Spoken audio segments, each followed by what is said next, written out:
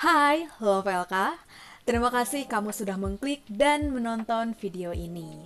Di video ini, aku akan kembali membahas kesalahan umum yang sering dilakukan oleh para penulis dalam tulisannya. Video pertama yang membahas hal yang sama sudah tayang loh. Bagi kamu yang belum menonton videonya, yuk tonton dulu agar pemahaman kamu semakin utuh. Tautannya bisa diklik di pojok kanan atas. Apabila kamu mau atau suka menerbitkan buku, mau menang lomba menulis cerpen, puisi, novel, artikel, esai, dan jenis tulisan lainnya, pemahaman tentang kesalahan-kesalahan yang sering dilakukan oleh para penulis menjadi penting. Sebab dengan memahaminya, kamu bisa menghindari kesalahan-kesalahan yang mungkin terjadi. Apabila kamu bisa menghindari kesalahan-kesalahan itu, sedikit banyaknya tulisan kamu akan tampak lebih baik. Nah, tanpa berpanjang-panjang lagi, yuk langsung saja kita bahas. Oke, kesalahan kelima yang sering dilakukan oleh para penulis adalah gagasan yang masih abstrak atau tidak jelas. Gagasan yang masih ngawang ini akan membuat tulisan kamu menjadi tulisan yang tidak jelas. Biasanya nih, apabila gagasannya masih abstrak, kamu akan menulis ke sana ke sini. Dengan kata lain, banyak memasukkan hal-hal yang semestinya tidak ditulis karena tidak ada batasan. Begitu untuk itu, sebelum menulis, kamu wajib mengonsep gagasan atau ide tulisan kamu terlebih dahulu, dan kalau bisa silakan membuat kerangka tulisannya juga agar tulisannya lebih terarah tentunya. Nah, kesalahan keenam yang sering dilakukan oleh para penulis adalah ketidakjelasan struktur kalimat atau kalimatnya tidak baik dan benar. Ada yang subjeknya tidak jelas, predikatnya tidak jelas, kata hubung yang digunakan tidak tepat, kalimat tidak disusun secara padu, kalimatnya mubazir, kalimatnya tidak hemat, ambigu, kalimatnya tidak logis, dan masih banyak lagi. Nah, kalimat ini sesuatu yang sangat penting loh, karena berkaitan dengan penyampaian gagasan.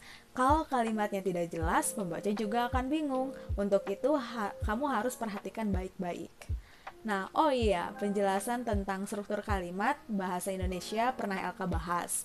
Apabila kamu belum menonton videonya, yuk tonton dulu, tautannya bisa diklik di pojok kanan atas.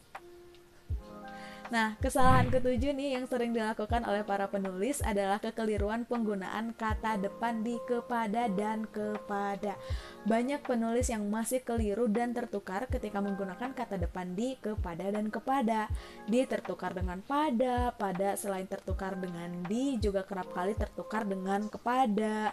Kemudian ke tertukar dengan kepada. Nah, perlu diingat bahwa keempat kata depan tersebut mempunyai fungsi yang berbeda loh. Di menandai sebuah posisi yang bercirikan tempat. Dengan kata lain, untuk menunjuk tempat. Pada menandai posisi selain tempat.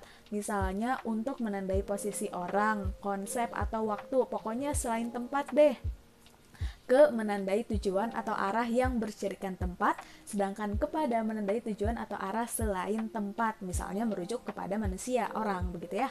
Elka juga sudah pernah membahas masalah penggunaan kata depan ini. Untuk penjelasan lengkapnya bisa kamu tonton di video yang ini. Intinya, penggunaan kata depan ini harus memperhatikan konteks ya, Lovelka. Oke, ini kesalahan ke-8 adalah masalah tanda baca. Tidak sedikit dari para penulis yang masih kurang paham dengan penggunaan tanda baca. Salah satunya dapat terlihat dari penggunaan tanda baca ketika menulis sebuah ujaran atau dialog tokoh. Biasanya penulis tertukar dalam menggunakan tanda titik dan tanda koma.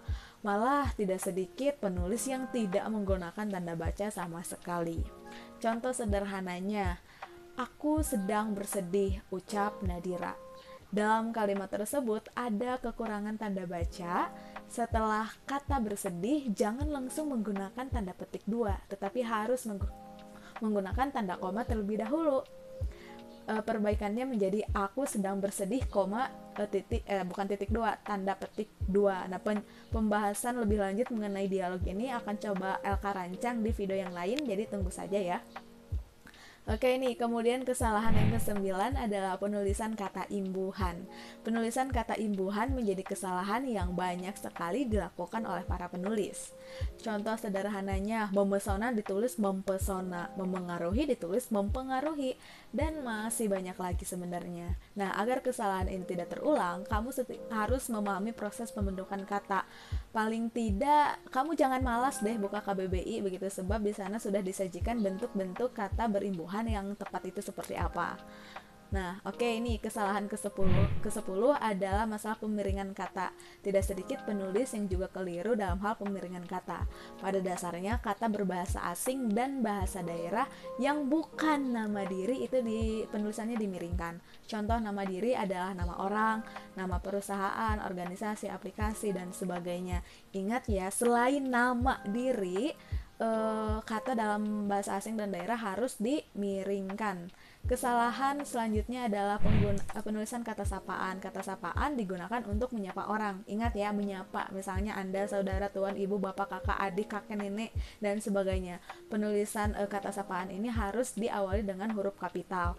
Masalahnya, banyak sekali penulis yang belum bisa membedakan mana yang sapaan dan mana yang bukan, sehingga penulisannya sering keliru. Aku beri contoh deh yang benar dan salahnya itu seperti apa. Aku tampilkan di layar ya. Nah, Lop LK semuanya bisa melihat dan bisa membandingkan penulisan kata sapaan yang benar, baik itu di dalam dialog maupun kata sapaan yang bukan di dalam dialog nih.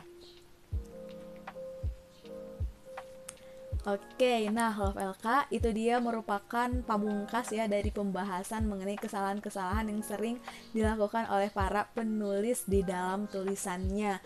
Apabila kamu punya pertanyaan atau punya hal-hal lain yang berkaitan dengan kesalahan penulisan ini, bisa kamu sampaikan di dalam kolom komentar.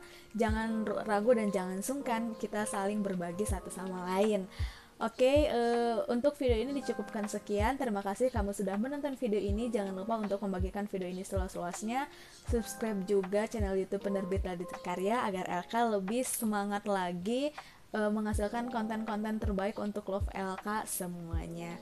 Oke, sampai jumpa di video yang lain.